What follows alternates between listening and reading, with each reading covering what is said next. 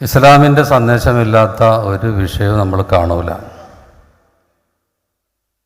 ഒരു മുസ്ലിം അല്ലാത്തൊരു മനുഷ്യൻ മുമ്പ് മഹാനായ സൽമാനുൽ ഫാരിസിയോട് ഒരിക്കൽ പറഞ്ഞു, നിങ്ങളുടെ നബി എല്ലാം പഠിപ്പിച്ചിട്ടില്ലേ?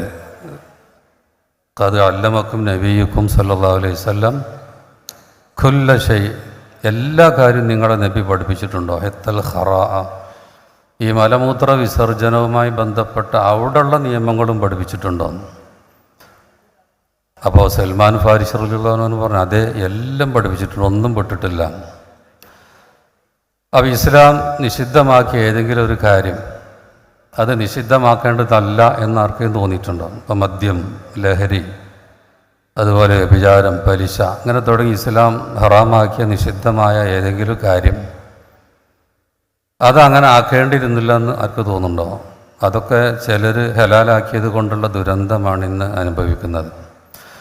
ഇതുപോലെ ഇസ്ലാമിൻ്റെ കൽപ്പനകൾ, രണ്ട് ലോകത്തും മനുഷ്യർക്ക് ഉപകാരം കിട്ടുന്ന കൽപ്പനകളെ പറ്റിയൊക്കെ നമ്മൾ പഠിച്ചാൽ അത് ഏറ്റവും കുറ്റമറ്റതാണെന്ന് ബോധ്യമാവും.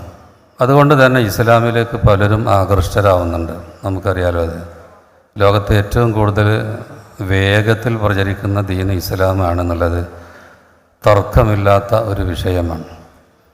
അപ്പം ഇത്ര വലിയ സ്വീകാര്യത അതിന് കിട്ടുമ്പോൾ അതിൻ്റെ എതിരാളികൾ അടങ്ങി നിൽക്കില്ല. അവർ പല രൂപത്തിൽ അതിനൊന്ന് വികൃതമാക്കാൻ ശ്രമിക്കും. പല രൂപത്തിൽ ഒന്നുകിൽ പച്ചക്കള്ളം പറയും, നട്ടാൽ മുളക്കാത്ത കള്ളം എന്നൊക്കെ പറയില്ല, ആ ജാതി കള്ളം പറഞ്ഞിട്ട് ഇസ്ലാമിനെ വികൃതമാക്കാൻ ശ്രമിക്കും.